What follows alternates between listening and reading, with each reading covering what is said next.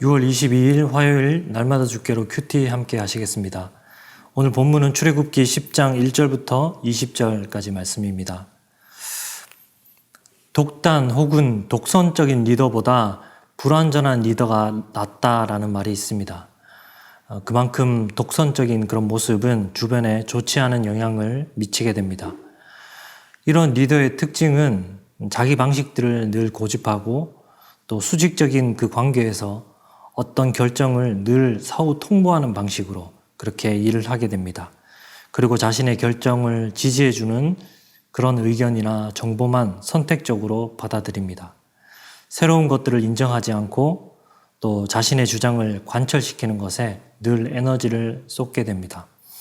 그러다 보면은 아래에 있는 사람들은 점점 수동적으로 일을 하게 되고 책임의식이 약해지고 또 결국 조직 정체를 약화시키고 또 어렵게 만들게 되는 것입니다. 오늘 바로는 어쩌면 이런 독단적인 그런 모습의 리더십을 보여주고 있습니다. 온 나라가 원하고 있는데도 그것을 듣지 않습니다. 성경은 이것을 오늘 완강하다라는 표현을 쓰고 있습니다.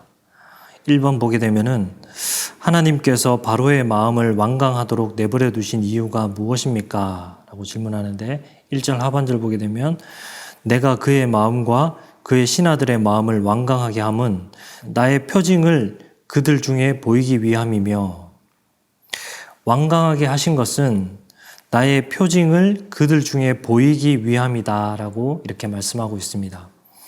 즉 하나님 자신을 알리기 위함이라는 것입니다. 하나님은 인간의 이런 완악함도 결국 자신을 드러내시는데 사용하십니다. 그렇다고 하나님이 자신의 영광을 드러내기 위해서 일부러 바로를 완악하게 만드신 것은 아닙니다.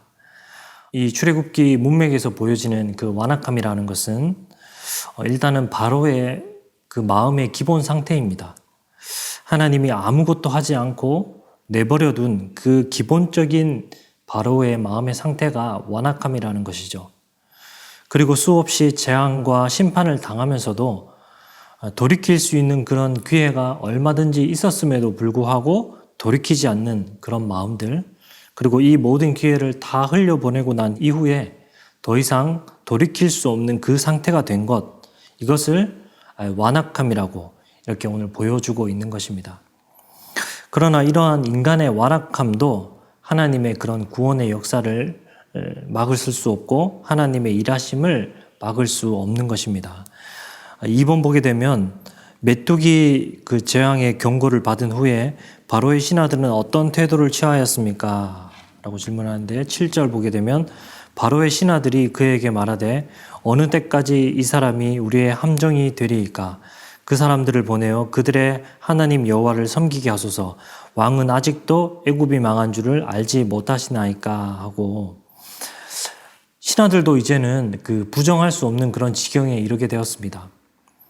애굽 땅에는 계속 무서운 재앙이 내리고 있고 사람들은 불안이나 그 두려움들이 더욱더 커져가고 있었습니다.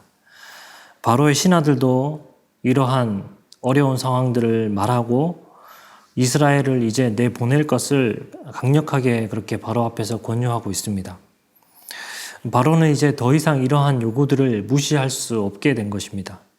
그래서 다시 모세를 불러서 너희들이 요구하는 것이 무엇인지 물어보게 됩니다. 이때 모세는 명확하게 이야기를 합니다. 남녀노소, 양과 소, 우리는 이 모든 것들을 다 데리고 갈 것이다.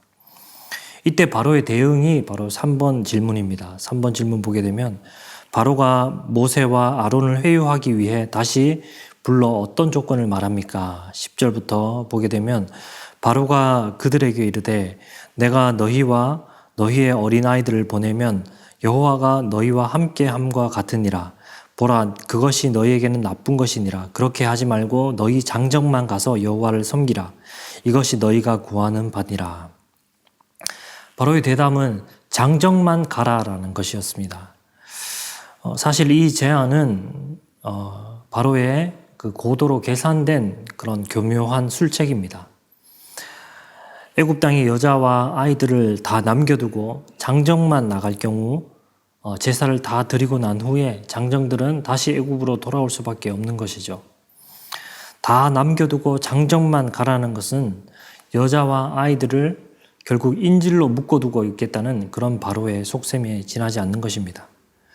바로는 지금 보면 이렇게 온 나라가 황폐해지고 또 파괴되고 또 바로는 이렇게 구속으로 몰리고 있는 이런 상황에서도 고집스럽게 무엇을 하고 있는가? 바로 자기 머리를 굴리고 있는 자기 지혜, 자기의 그 얕은 꾀를 짜고 있는 이러한 모습을 보이고 있다는 것입니다. 이것도 정말 그 놀라운 완악함의 한 단면이 아닐 수 없습니다. 이런 상황에서도 자기의 얕은 꾀를 생각하고 자기의 지혜로 어떤 넘어가 보려고 하고 당장의 그런 위기만을 모면해 보려고 하는 이런 모습.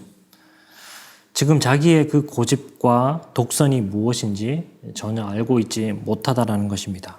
이렇게 나라가 망해가도 깨닫지 못합니다. 지도자가 독선에 빠지면 이렇게 전체를 침몰시키기에 이토록 위험한 것입니다. 결국 하나님께서는 8번째 재앙으로 그 땅에 메뚜기를 보내셨습니다. 그리고 우박에 상하지 않았던 그 밭의 모든 채소를 상하게 했습니다. 우리가 정말 생각해 보아야 될 것은 바로는 역사상 특별한 어떤 고집스럽고 또 완고했던, 완악했던 그런 한 사람이 아니라는 것입니다. 구석에 몰리면서까지도 정말 회개하기 싫어하고 회개하기에 더뎠던 그런 우리의 모습이라는 겁니다. 하나님의 말씀을 따르기보다는 나의 고집과 나의 독선을 주장하면서 나의 지혜로 이런 모든 문제들을 해결해 보려고 하는 바로 우리의 모습입니다. 그러나 바로를 통해서 보듯이 나의 꾀로 버틴다는 것은 결국 나중 수치만 더할 뿐입니다. 우리도 그래서 돌아보기를 원합니다. 완악함을 우리의 마음 안에 있는 모든 완악함들을 버릴 수 있도록 한번 돌아보기를 원하고 또 무엇보다도 주변 사람들에게 또 하나님에게 무엇보다 귀를 기울이며 말씀에 대한 순종으로 오늘도 힘차게 나아갈 수 있는 저와 여러분이 되기를 소망합니다.